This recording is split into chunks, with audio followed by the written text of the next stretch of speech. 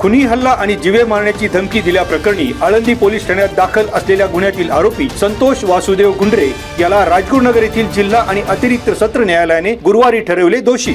भारतीय दंड संहितेच्या कलम 307 भाग 2 आणि कलम 506 अंतर्गत संतोष गुंडरे याच्यावर गुन्हा केल्याचा न्यायालयाने ठपका ठेवत आरोपीला 7 वर्ष सक्त मजुरीची सुनावली शिक्षा।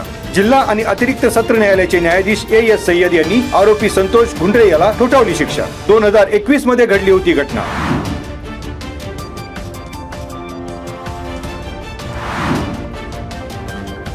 माळशिरस आणि पंढरपूर सीमेवर संत ज्ञानेश्वर महाराज आणि संत सोपानदेव महाराज यांच्या पालख्यांची गुरुवारी बंधू भेट। भक्तिमय वातावरणात आषाढी पायीवारीच्या वाटेवरील भावस्पर्शी क्षण वारकऱ्यांनी अनुभवला। ठाकूरबा समाधी येथे ज्ञानेश्वर माऊलींच्या पालखीला नेत्रदीपक गोल रिंगण, टाळ मृदुंगाच्या निनादात अश्वांनी गोल रिंगणात 3 फेऱ्या पूर्ण करताच वारकरी आणि परिसर भक्तिमय वातावरणात निघाला नाहोत।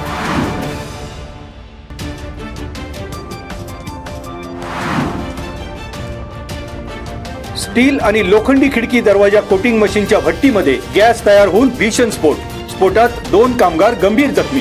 फॅक्टरीचे मोठे नुकसान।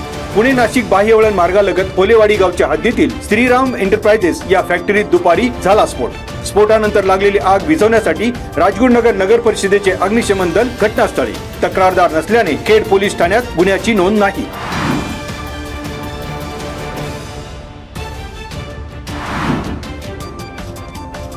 श्री क्षेत्र त्र्यंबकेश्वरच्या धर्तीवर श्री क्षेत्र भीमाशंकर ज्योतिर्लिंगाला तीर्थक्षेत्राचा अ दर्जा पर्यटन स्थळ देण्याची मागणी। भीमाशंकरच्या तीर्थक्षेत्राबाबत तात्काळ कार्यवाहीसाठी रेटा प्रसाद योजनेअंतर्गत केंद्र सरकारला प्रस्ताव सादर करण्याची केली विनंती। भीमाशंकर तीर्थक्षेत्रासाठी औचित्याच्या मुद्द्यातून आमदार बाबाजी काळे यांनी विधिमंडळ पावसाळी अधिवेशनात राज्य शासनाचे वेधले लक्ष।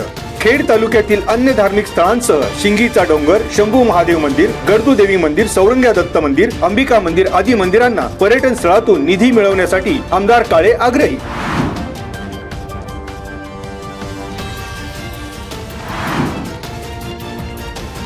भामनेर आणि भीमनेर खोऱ्यात पावसाच्या सरीवर सरी। खेड तालुक्याच्या पश्चिम पट्ट्यात पावसाचा जोर तर पूर्व पट्ट्यात पावसाची उघडीप। धरणांच्या पाणलोट क्षेत्रामध्ये कोसळणाऱ्या पावसाच्या सरींमुळे धरणांच्या पाणी साठ्यात कमालीची वाढ। भामा आसखेड धरण 50 तर चासकमान धरणानं 60 गाठली।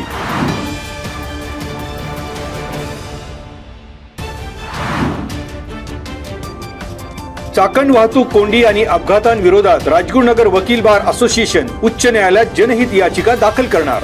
राजगुरुनगर ते नाशिक फाटा आणि शिक्रापूर चाकण तळेगाव रस्त्यांवरील वाहतूक कोंडीतून मार्ग काढण्यासाठी वकील बार असोसिएशन जनहित याचिकेच्या माध्यमातून लोकहिताचं पाऊल टाकणार।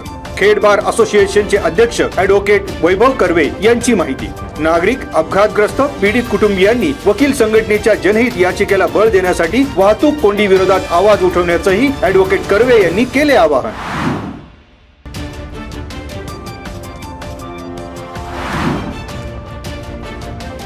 शिरूर लोकसभा मतदारसंघाचे खासदार डॉक्टर अमोल कोल्हे यांनी गुरुवारी राजगुरुनगर सहकारी बँकेच्या मुख्य कार्यालयाला दिली सदिच्छा भेट। नवनियुक्त अध्यक्ष सागर पाटोळे आणि उपाध्यक्षा अश्विनी पाचारणे यांचा खासदार कोल्हे यांनी केला सन्मान। नवनियुक्त पदाधिकारी, संचालक मंडळ आणि कर्मचाऱ्यांशी हितगुज करीत साधला संवाद। बँकेच्या कामाचेही केले कौतुक।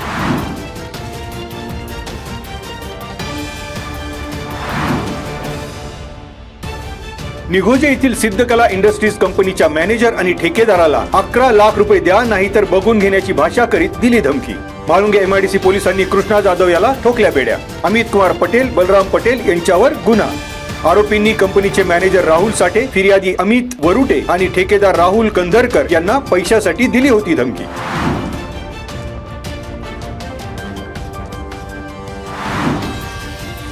आता घेऊयात मागील 24 तासांमधील मंडलनिहाय पावसाची नोंद।